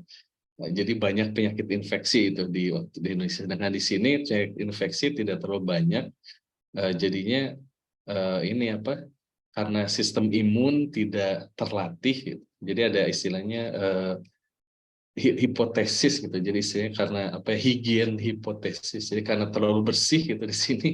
Jadi penyakitnya, jadi sistem imunnya tidak terlatih, jadinya malah alergi. Jadinya keluarnya alergi, karena alergi sistem imunnya berlebihan, dia tidak bisa memodulasi normal ya, kondisi normal. Oke, ini pertanyaan dari saya Pak, sebenarnya saya ya mungkin karena penasaran aja gitu ya Pak, penasaran. Jadi banyak gitu ya Pak. Yang saya nggak tahu kalau misal di Jerman itu apakah juga ada kondisi yang seperti ini. Jadi kalau di kami, terutama kami yang di daerah pegunungan gitu ya Pak ya, itu kan ada yang sering kayak mungkin kalau orang awam sih nggak tahu ini benar atau enggak untuk istilahnya, itu ada yang namanya alergi dingin gitu Pak. Jadi ketika suhunya terlalu rendah seperti itu bisa memicu apa namanya memicu respon yang berlebih. Contohnya misal dia sampai apa namanya pilek berlebih seperti itu ya. Apakah kalau di Jerman juga ada dan apakah itu tuh memang benar karena itu alergi atau itu sebuah apa ya sebuah mekanisme lain dari tubuh kita karena adanya kondisi lingkungan yang terlalu ekstrem gitu ya, maksudnya atau terlalu suhunya terlalu dingin seperti itu Pak. Jadi waktu pertama kali kita pindah gitu, saya sama istri saya, itulah istri saya yang ke dokter gitu, terus saya alergi, ditanya kamu alergi apa? Alergi dingin ya, diketawain karena di Jerman itu dingin terus, jadi kayak alergi terus. Jadi yang apa yang saya pahami ya itu benar bisa alergi itu atau imun responnya juga karena suatu yang ekstrim itu juga bisa mempengaruhi yang membuat suatu apa yang berlebihan, tapi juga mungkin juga ternyata pas saat dingin itu misalnya atau di sini pas saat hangat ada alergen yang kita tidak tahu gitu dan itu yang menyebabkan kita alergi gitu dan kita juga setelah berapa tahun gitu di sini baru sadar oh ya ternyata setelah memang dites alergi oh ternyata kita selama ini misalnya anak saya pilek gitu tiba pilek kenapa pas lagi waktu tertentu gitu setelah dilihat oh ternyata pas waktu tertentu itu ada alergen yang banyak gitu jadi kayak yang lagi banyak saat itu atau mungkin pas awal-awal jadi ada ternyata awal Maret gitu. Nah, kenapa kok misalnya istri saya selalu pas awal Maret selalu ini apa sakit kepala atau nggak enak gitu ternyata oh pas Maret itu banyak serbuk sari dari tanaman ini lagi banyak gitu mungkin itu juga gitu yang tapi ya mungkin di Indonesia untuk meneliti kayak itu masih belum juga gitu, belum banyak kali ya. Ya, oke, terima kasih Pak untuk penjelasannya. Untuk yang teman-teman lain silahkan ada pertanyaan atau diskusi kembali. Silakan.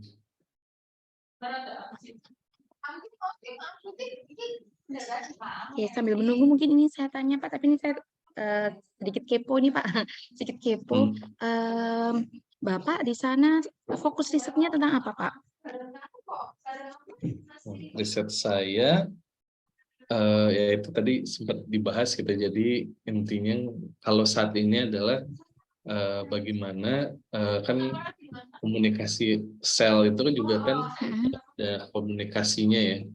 Nah terus misalnya kalau ternyata ada bakteri gitu di sel tersebut, bagaimana supaya sel tersebut bisa mempertahankan diri gitu. Jadi salah satunya ada dia bagaimana sel tersebut ada istilahnya autofagi. Jadi dia itu ada bagian sel yang merecycle ya sebenarnya tanpa infeksi juga kita tahu gitu dia misalnya ada protein atau apa yang tidak seharusnya terus itu akan di-recycle terus dibuang ya itu saya mempelajari tentang itu bagaimana sistem autofagi itu dia bisa salah satunya untuk menyerang si bakteri yang ada di dalam sel tersebut salah satunya fokusnya. Oke. Ini kebetulan ada yang sudah raise hand. Kita lanjutkan. Silahkan Mas Fandi, dipersilakan.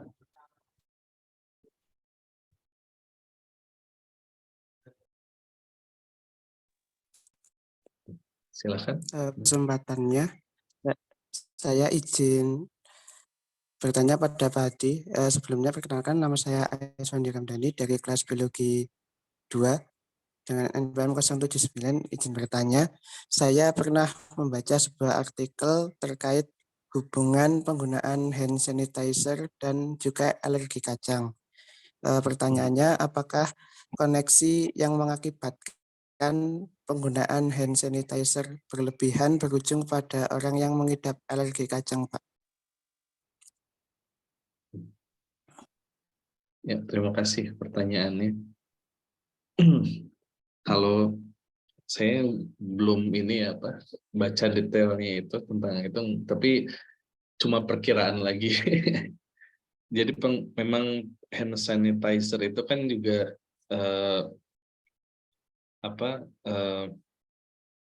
ini apa membunuh si bakteri normal juga gitu, anggaplah di tangan gitu.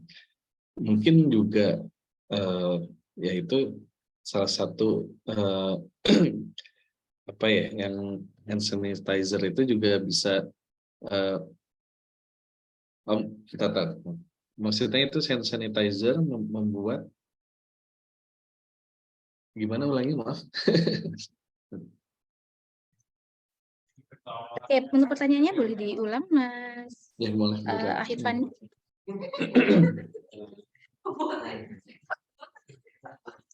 Halo, Mas Fandi. Ya. Tadi pertanyaannya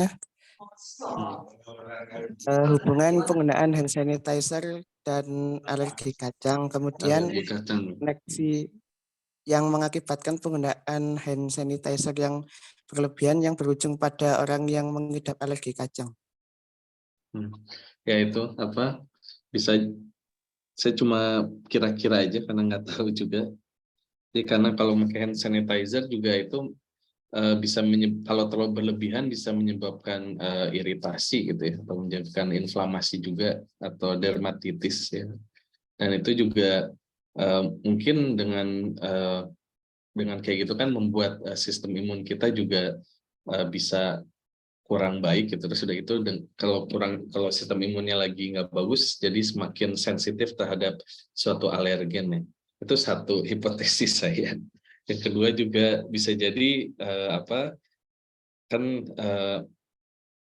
dengan kita kebiasaan kadang kalau di sini kita ngobrolnya mungkin karena di Jerman kita terlalu bersih, kadang justru malah membuat imun sistem kita itu malah lemah gitu. Kayak tadi sempat saya jelaskan tentang yang higiene hipotesis, karena kita terlalu bersih di sini gitu. Jadinya sistem imun kita jadi lemah, sedikit tersensitisasi, itu jadi lebih jadi lebih mudah gitu, sedikit kena misalnya alergi kacang, jadi lebih sakit, lebih mudah gitu. Itu juga salah satu yang orang-orang dibahas di sini gitu, kira-kira gitu.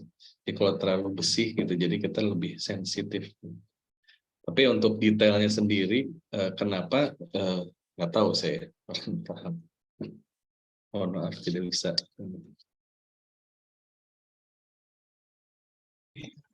Ya, oke. Mungkin itu jawaban dari Pak Hadi ya, Mas Fandi. Atau teman-teman yang lain punya pendapat juga boleh disampaikan ya mengenai tadi. Saya juga baru tahu nih Pak, ada kaitan antara yang hand sanitizer tadi dan juga alergi kacang. Ya. Oke, silakan yang lain, teman-teman yang lain ada tambahan pertanyaan atau mungkin dari Pak Hadi ada tambahan lainnya, dipersilahkan.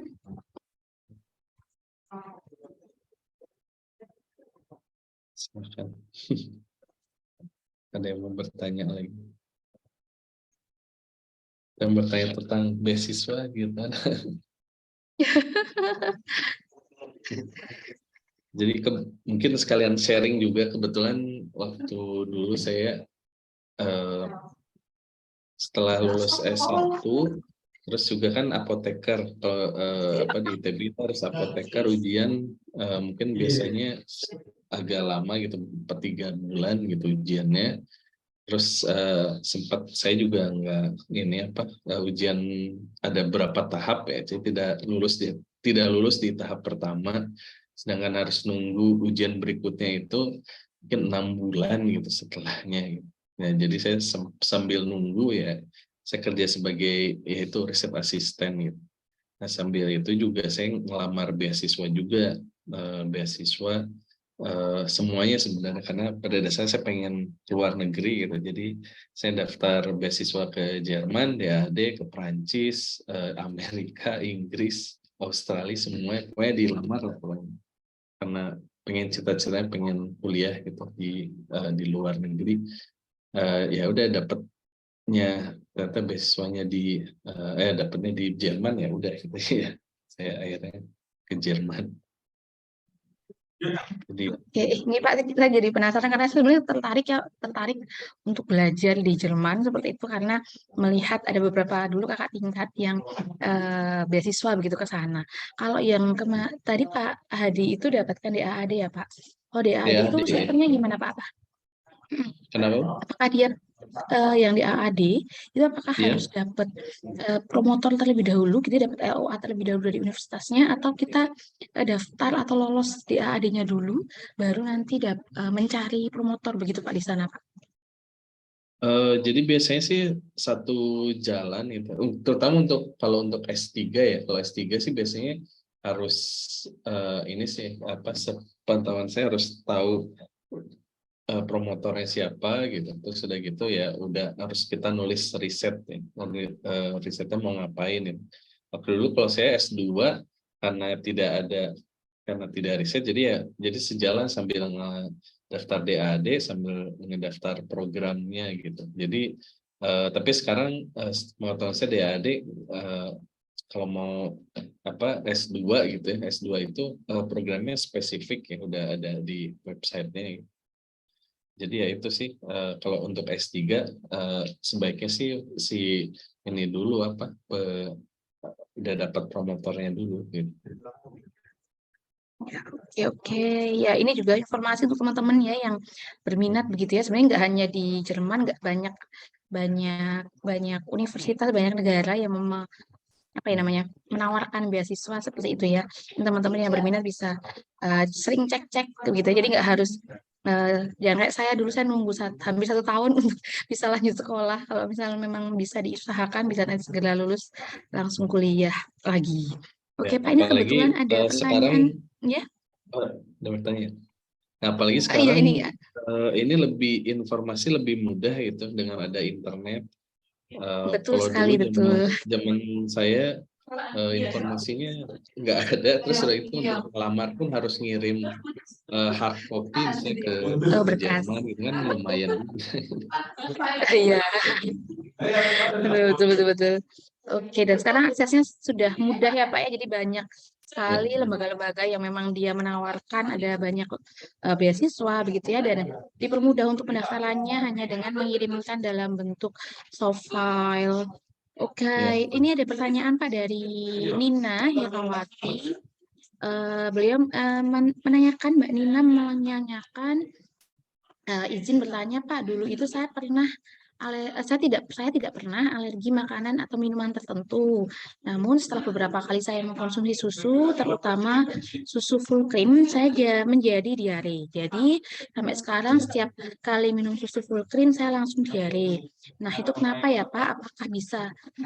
Apakah bisa disebut juga dengan alergi, dan apakah itu bisa sembuh gitu ya, atau kembali seperti kondisi semula yang tidak merasakan atau tidak terasa diare seperti itu, begitu Bapak?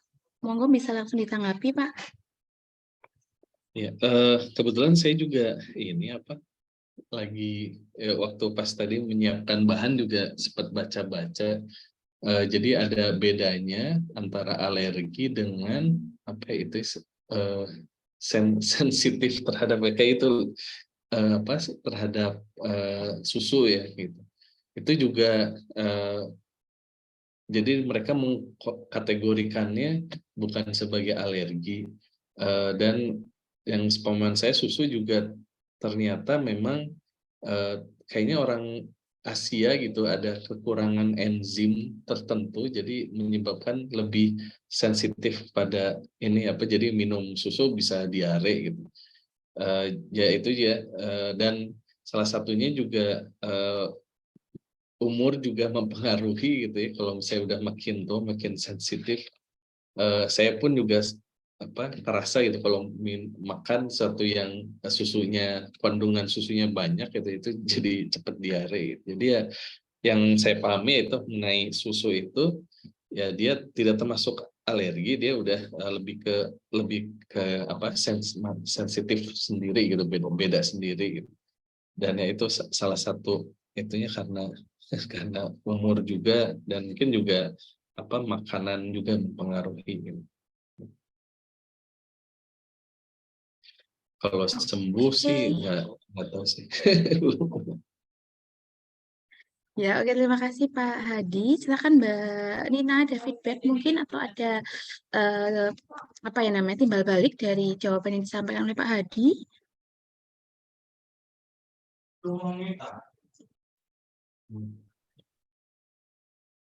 Ini ada pertanyaan lagi, Sanada Salsabila. Oh iya, ada pertanyaan dari Mbak Sasa. Oke, Mbak Sasa menanyakan, apakah benar kebahagiaan itu dapat meningkatkan imunitas tubuh? Kayak gitu, karena pada pandemi, gitu ya, masa pandemi corona, biasanya orang yang terkena COVID itu kan bisa mungkin harus tenang, terus bahagia dan juga happy. Jangan memikirkan apapun, karena jika dipikirkan akan semakin parah. Atau ada juga yang bilang bahwa banyak pikiran itu dapat memicu berbagai macam penyakit lah. Mengapa demikian ya Pak? Mohon penjelasannya. Terima kasih. Ya sih memang secara pengalaman ya kan kayak gini, kayak saya sempat tadi bilang gitu, saya sempat jadi volunteer di kayak Yayasan Samsi 2, orang yang lupus gitu, mereka berkumpul gitu ya, memang salah satu supaya mereka tidak kambuh gitu, tidak imun sistemnya berlebihan, ya mereka harus tenang, harus happy gitu, harus santai gitu. Jadi itu juga berpengaruh juga gitu. Untuk penelitian secara data gitu itu agak ini juga sih, agak kayaknya belum berpengaruh. Tapi kebetulan mungkin nggak nyambung juga sih, kebetulan ada waktu pas kita juga ada riset nggak ada hubungannya dengan imun sistem. Jadi waktu itu kita di MHH ngumpulin orang yang puasa ya, puasa kebetulan kita puasa di Ramadan itu waktu beberapa tahun yang lalu itu kita sekitar 18-19 jam ya, karena subuhnya jam 3 terus buka puasa jam 10 setengah 11-an gitu. Jadi kita juga melakukan penelitian, jadi ngumpulin data gitu, ngebandingin orang yang puasa di bulan Ramadan sama yang nggak puasa gitu. Dan ternyata dilihat tingkat kestresannya gitu, salah satunya ya. Jadi ternyata orang yang berpuasa itu juga bahagia gitu. Jadi dari questionnaire-nya, dan juga ya selain juga parameter biologis tubuhnya juga lebih sehat tuh yang tidak puasa. Jadi mungkin ya itu juga sih, tidak ada bukti secara langsung, tapi ya itulah prakteknya kayak gitu. Jadi orang yang berbahagia biasanya lebih recovery-nya juga lebih cepat gitu. Ya, oke, terima kasih Pak Hadi.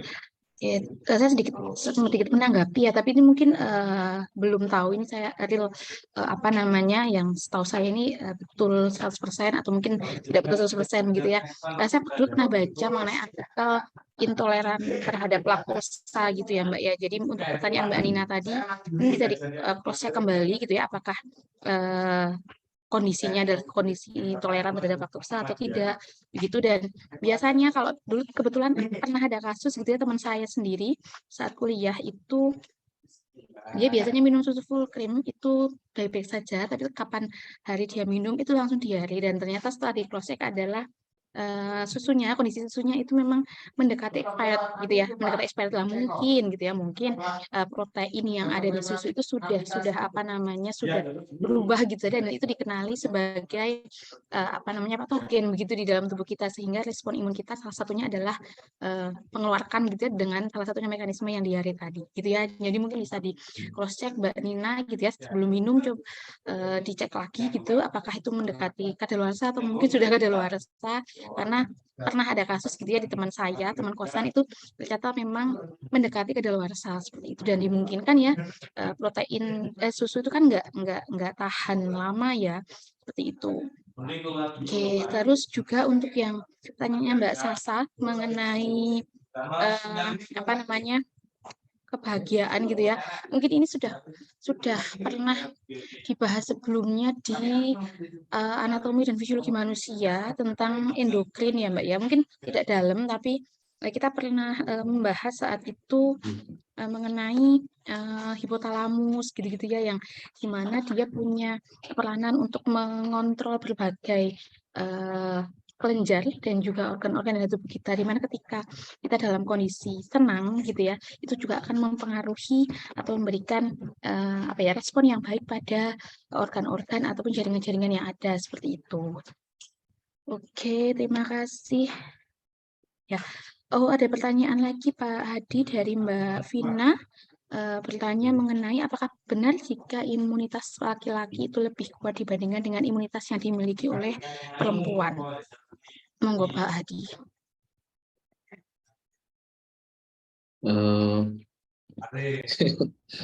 Saya kurang paham kalau tapi yang saya tahu mungkin bukan lebih kuat atau enggak gitu, yang salah satunya kalau saya baca, kalau orang perempuan lebih persentase perempuan yang autoimunitas itu lebih banyak daripada laki-laki ya, salah satunya yang saya paham, yang saya baca.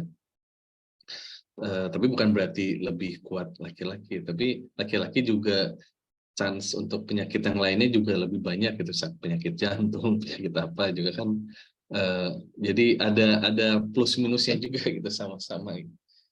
Jadi ya untuk kalau yang saya pahami sih tidak ada gitu, tidak tidak untuk laki-laki lebih kuat untuk imunnya sendiri, kurang, saya belum pernah baca. Oke, belum tahu ya Mbak Vina Ayu ya, jadi belum tahu bagaimana sih apakah ya memang kalau dalam case autoimun itu memang lebih banyak ya Pak, untuk yang wanita lebih banyak atau rentan terkena gitu dibandingkan yang laki-laki gitu. Tapi ternyata juga sama halnya di laki-laki pun juga saya pernah baca bahwa dia lebih rentan untuk terkena apa namanya, dari penyakit jantung dan juga beberapa jenis kanker seperti itu juga di beberapa paper kayak gitulah. Jadi ini belum tahu seperti itu. Oke, ada pertanyaan lain? Silakan. Ya ini Bapak berangkat kerja jam berapaan? Kita sudah hampir jam 1 di Indonesia. Jam 8 pagi. Anak-anak sih yang ya, oke, baik, terima kasih. Oke, mungkin sebelum kita tutup, Bapak ada closing statement atau mungkin ada pesan untuk kami, Bapak, terutama untuk materi? Apa ya? Tidak mempersiapkan. Ya mungkin sebelumnya mohon maaf apabila ada kesalahan gitu. Nah, terima kasih juga sudah diberikan kesempatan untuk sharing pertama tentang autoimmunity, tentang immune system, hypersensitivity, alergi gitu. Yaitu memang sistem imun kita itu dibikin sangat sempurna, bukan cuma sistem imun ya, tubuh kita semuanya dibikin dengan sangat sempurna ya, dan ternyata pas kita pelajari gitu itu sangat kompleks dan ternyata sangat seimbang gitu. Jadi kita butuh suatu keseimbangan. Jadi kalau misalnya ada imun sistem kita lagi tinggi, nah itu harus diturunin lagi. Kalau terlalu tinggi tidak baik, terlalu rendah juga tidak baik. Nah itu juga ya mempelajari juga salah satu ya kekuasaan Allah gitu, gimana penciptaan kita manusia itu sangat sempurna. Terus juga ya ini memang imunologi itu yang kompleks ya dipelajari. Kan dulu saya sempat kuliah suka bercanda sama teman-teman gitu. Oh ya, saya alergi apa? Alergi mata kuliah imunologi. Tapi ternyata setelah sekarang saya ternyata malah mendalami imunologi itu karena ternyata sangat menarik dan aplikasinya juga banyak. Dengan kita pelajari imunologi, kita bisa pelajari tentang infeksi, mempelajari tentang vaksin, mempelajari tentang mungkin akan autoimmunity itu sendiri. Jadi ya jangan patah semangat untuk terus belajar. Ya, mungkin demikian dari saya. Baik, terima kasih Pak Hadi. Sebenarnya kami selaku Prodi ya Pak, Prodi Pendidikan Biologi dari Universitas Tidar, menyampaikan banyak-banyak terima kasih Bapak sudah mau berbagi dan juga sharing kepada mahasiswa kami mengenai 2 materi tadi, hipersensitivitas dan juga autoimunitas. Semoga menjadi amal baik yang dicatat oleh Allah SWT untuk Pak Hadi dan juga keluarga. Oke, terus untuk teman-teman mahasiswa juga semoga dengan adanya kegiatan kuliah tamu pada hari ini gitu ya juga bisa memberikan informasi tambahan mengenai materi hipersensitivitas dan juga autoimunitas ya, jadi menjadi tambahan materi untuk mata kuliah imunologi dan juga dapat inspirasi, dapat insight gitu ya. Tadi dari CV-nya Pak Hadi, beliau wow mantap sekali ya bisa sekolah di luar negeri dan juga kerja di sana. Teman-teman yang punya keinginan gitu ya bisa mengikuti jejak beliau gitu ya. Pengen ya, saya juga pengen banget bisa sekolah di luar negeri, punya banyak pengalaman gitu ya. Dan di sisi lain memang tadi yang disampaikan mungkin untuk beberapa aspek gitu ya itu di luar itu jauh lebih update gitu ya, terutama untuk beberapa jenis ilmu tertentu tadi seperti itu. Oke, untuk teman-teman mahasiswa jangan lupa untuk mengisi daftar hadir yang sudah saya bagikan di kolom chat ya. Nanti akan saya tunggu sampai pukul 13:15 gitu ya untuk saya rekap kehadirannya. Seperti itu. Oke, terima kasih untuk Pak Hadi sekali lagi. Insya Allah untuk sertifikatnya akan kami sampaikan dalam minggu ini ya Pak ya. Terima kasih banyak Bapak. Semoga sehat selalu. Ya, sehat-sehat semuanya. Terima kasih. Ya, terima kasih Pak Hadi dan juga teman-teman mahasiswa. Kita bertemu lagi insya Allah di UAS besok minggu depan gitu ya teman-teman mahasiswa. Terima kasih. Selamat siang dan Assalamualaikum warahmatullahi wabarakatuh. Waalaikumsalam warahmatullahi wabarakatuh. Terima kasih. Terima kasih banyak Ibu. Terima kasih banyak Pak. Terima kasih Pak. Banyak Pak dan Ibu.